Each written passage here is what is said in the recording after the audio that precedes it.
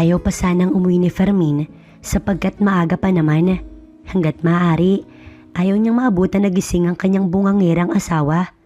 Bukod sa nakakarinding boses nito, naiirita rin siyang makita ang mataba nitong katawan at pangit na muka. 49 na si Fermin at magkasing edad lamang sila ng kanyang asawang si Valin. Ngunit sa paglipas ng mga taon, talagang nawawala na talaga siya ng gana. Mayroon silang 2 anak, isang babae at isang lalaki. Ang babae ay maagang nag-asawa, kaya naman bumukod na sila. Nasa ibang bansa naman nagtatrabaho ang bunso nilang lalaki. Maalwan naman ang buhay nila at talagang maganda ang kanyang trabaho. Naiisip nga ni Fermin na iwanan na lang ang kanyang asawa. Kahit kasi anong gawin niya, talagang wala na itong epekto sa kanya. Gusto rin sana niya ng tahimik at talagang magandang babae sa buhay niya. Ngunit kabaliktaran naman nun ang kanyang asawa. Maging nga sa pagtulog nila, iniiwasan niya ang mapatingin man lang dito. Gayunpaman, hindi magawang maghanap ng ibang babae sa labas ni Fermin.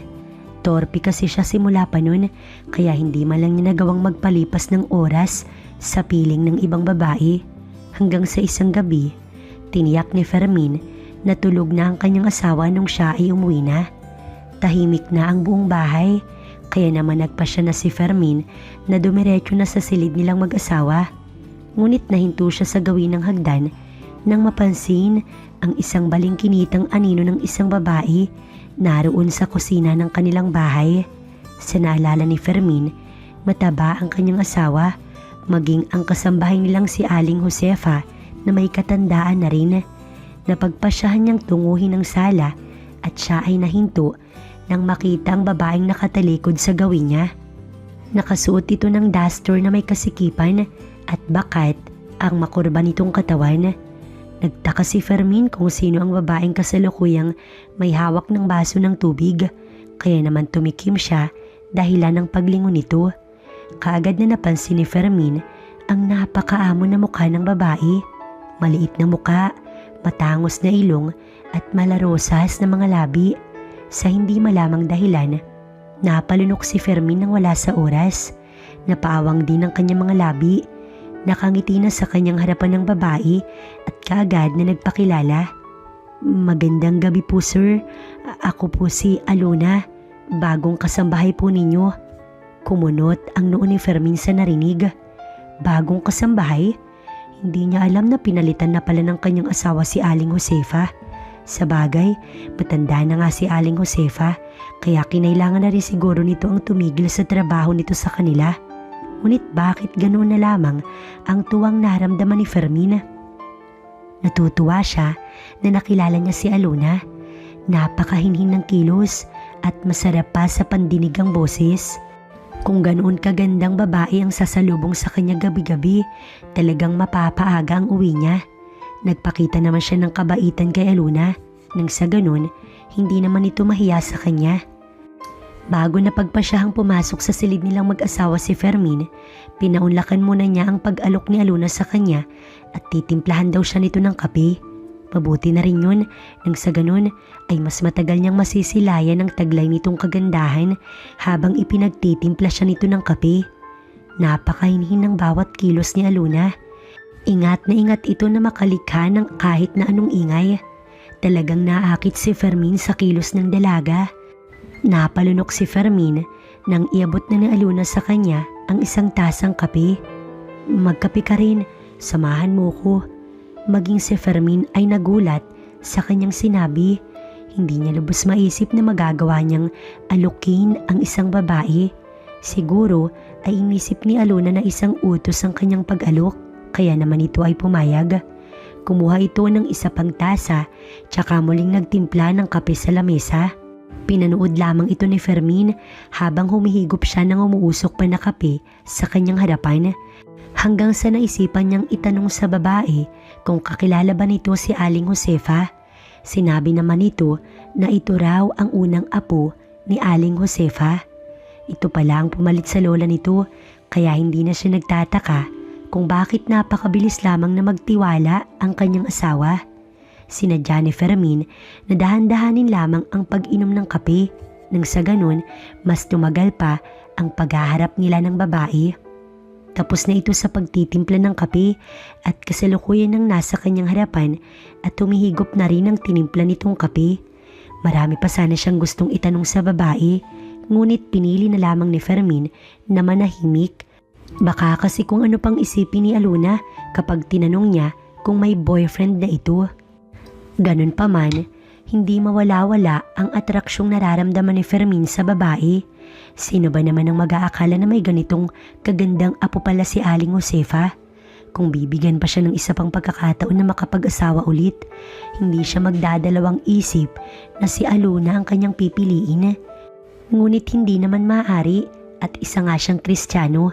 Nagising lamang ang diwa niya nang tumikim ang babae at doon niya napagtanto na nakatitig lamang pala siya rito. Siguro na ilang ito kaya napatikim. Kaagad na rin siyang tumayo upang pumanhik na sa itaas. Sinabi na lang niya na masyado na siyang inaantok, ngunit ang totoo, nagiinit na ang katawan niya. Naabutan ni Fermin ang kanyang asawa na tulog na. Sayang at hindi man lang siya nakapagparaos. Kahit ganoon kasi ang itsura ng kanyang asawa, magagawa pa sana niya iyong pakinabangan ng sa ganun, makaraos siya kahit papaano. Tinatamad na rin siyang gisingin pa ito para lamang sa bagay na iyon. Kaya naman, nag-decide na siyang matulog nang hindi man lang nagbibihis. Kahit sa pagpikit niya, ay hindi mawala-wala sa kanyang isipan ang napakagandang si Aluna na talaga namang nagpainit ng kanyang katawan.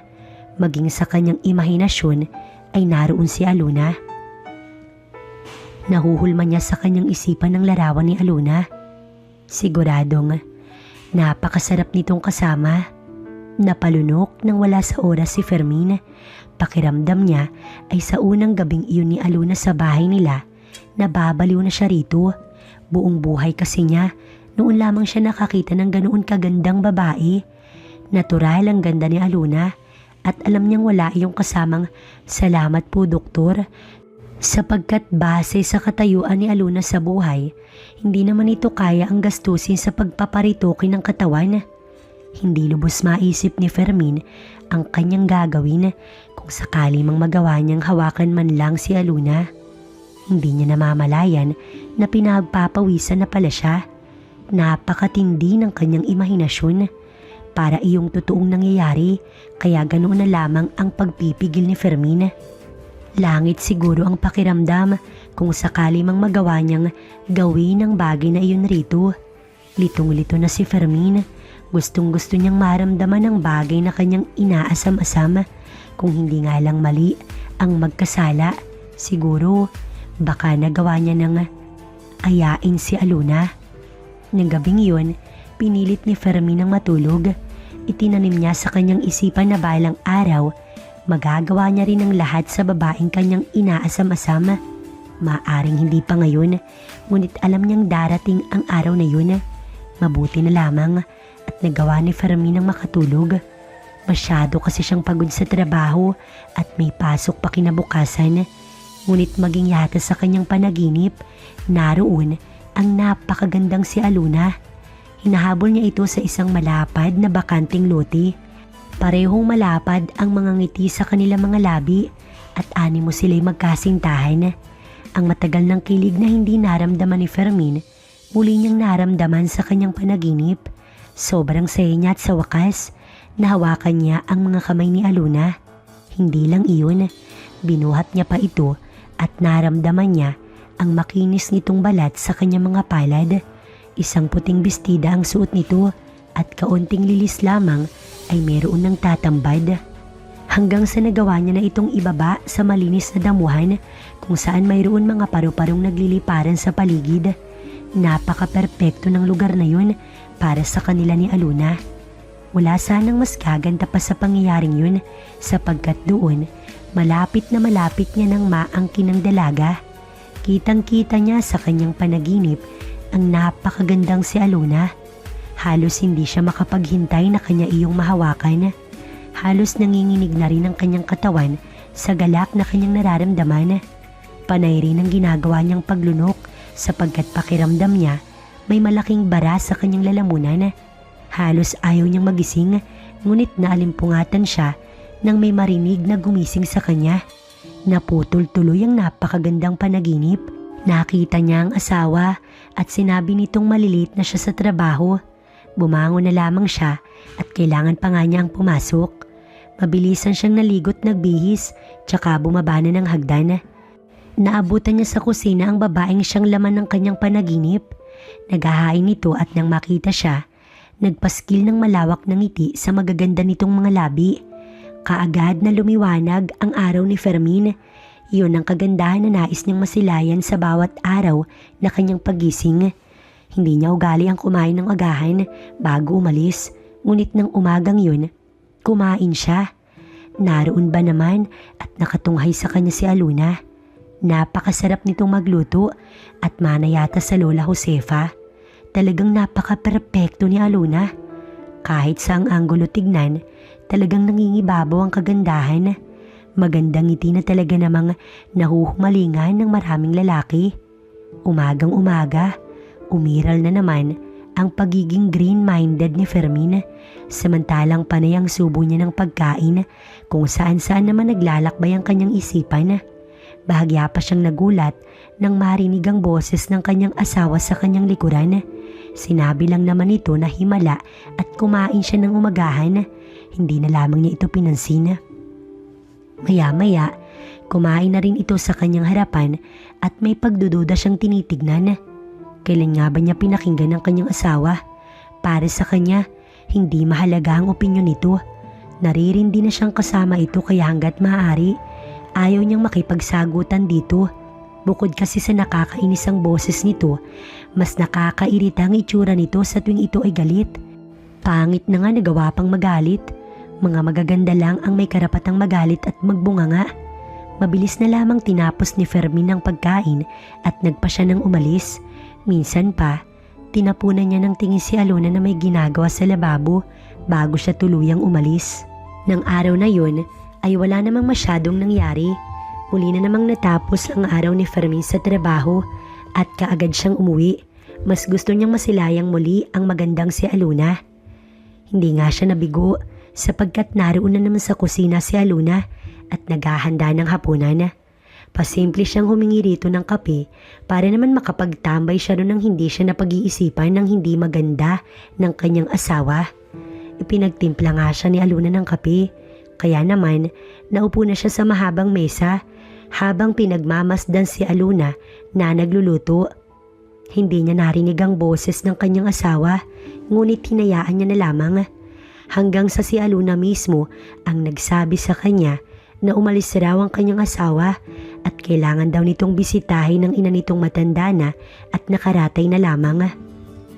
Natuwa naman si Fermin sapagkat alam niyang kinabukasan pa ang uwi ng kanyang asawa. Baka sakaling magkaroon siya ng pagkakataon na makausap ng matagal si Aluna.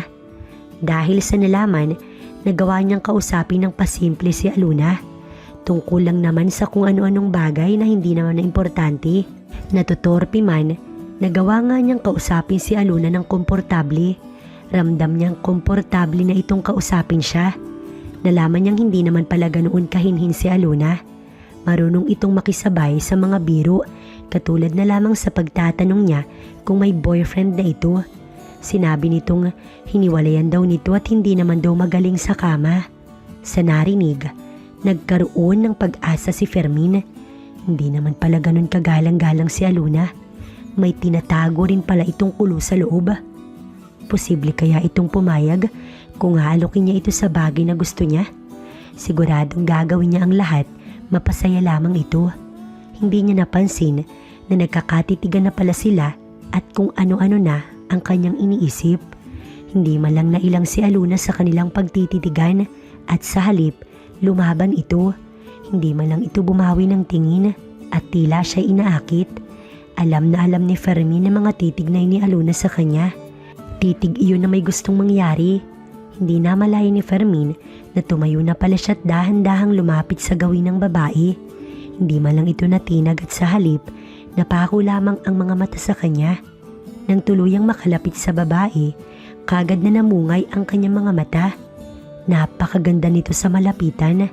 Perpekto ang muka at gustong gusto niya na itong halikan, ngunit hindi alam ni Fermin kung bakit nanatili lamang siyang nakatitig sa babae.